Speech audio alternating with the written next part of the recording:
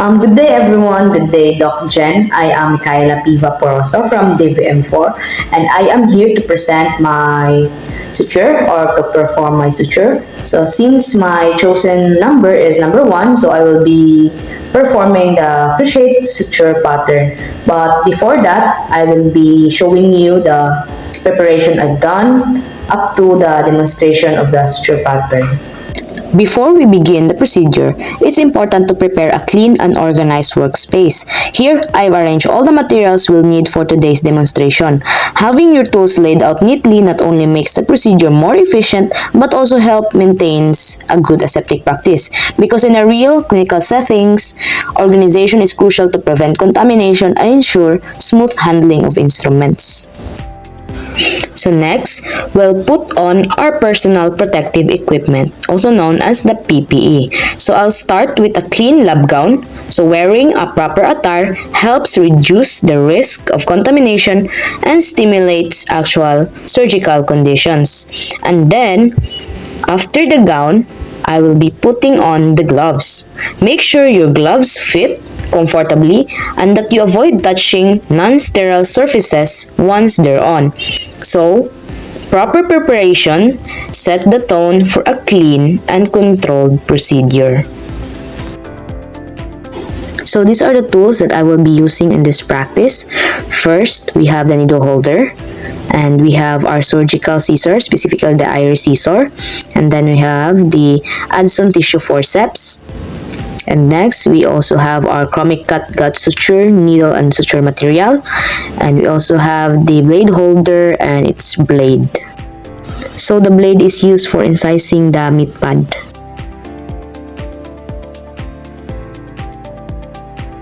So since all the equipments and tools are ready, so I get the thawed meat from the ice bucket and place it on the clean plastic tray. And then I inspected the meat for any fats, because if there is any, I will cut it so that the muscle of the meat will be exposed for the incision. So for this one, luckily, it is already clean and this is ready for meat incision. So for the meat incision, first I grasp the blade holder along with the blade, and then I make a straight incision and the edges are parallel. So a clean even incision helps place consistent bites and make a crochet suture sit properly. After that, I've unboxed the chromic cut gut suture material ready for meat suture.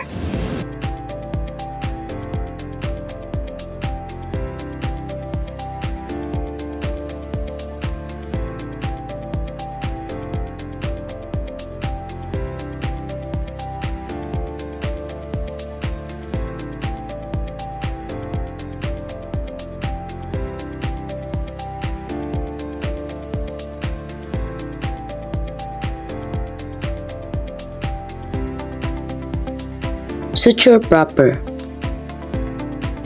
First, identify the incision edges. Hold the needle with your needle holder about 2/3 on the way from the tip, and then insert your needle perpendicular to the skin about 5 to 10 mm from the wound edge depending on the incision thickness. Pass the needle across the incision to the opposite side, keeping the bite depth consistent. Pull the suture through, leaving a tail for tying. For the second pass, move diagonally, slightly forward, and take a bite from the original starting side, forming the first arm of your cross. Then, cross over to the opposite side and make a symmetric bite. This creates a classic cruciate or cross-stitch look. So once the cross is in place, it's time to secure the stitch. Bring both free ends of the suture to one side of the incision. So this keeps the knot away from the center of the wound, reducing irritation and preventing interference with healing. So as to tie the knot, maintain gentle tension on the suture to keep the wound edges neatly approximated. So I've ensured the knot is secure but not overly tight, because over tightening can strangulate the tissue. And then once the knot is secured, I trim the suture ends, leaving gamay na tail, because this prevents unraveling while keeping the site tidy. So after the first crochet suture, I now proceeded to the second one. So this can be done until the incision is closed. So I've created as many as I can until the incision is closed. So the procedure is the same as the one I've represented or I've talked in the first crochet pattern.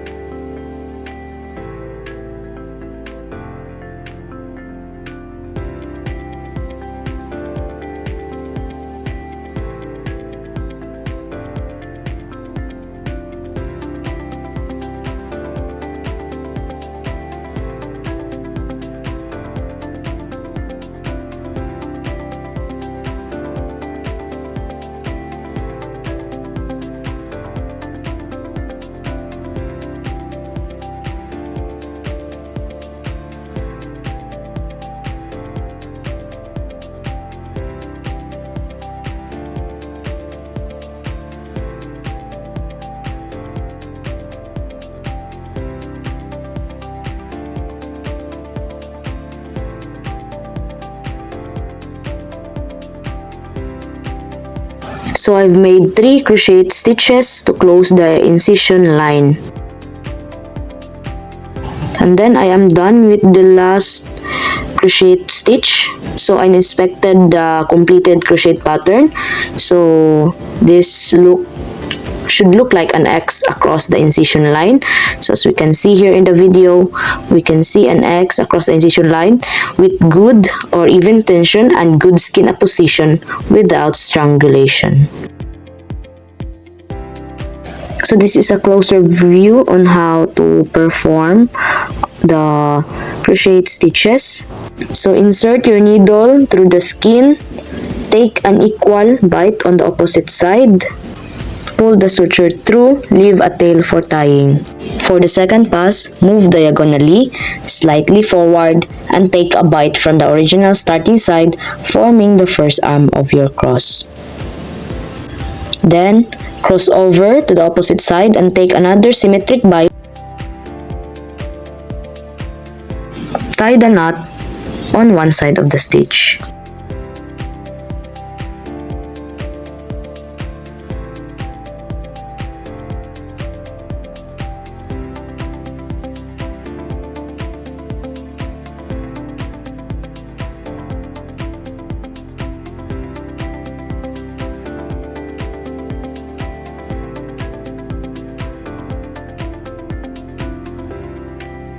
And then inspect the completed crochet pattern.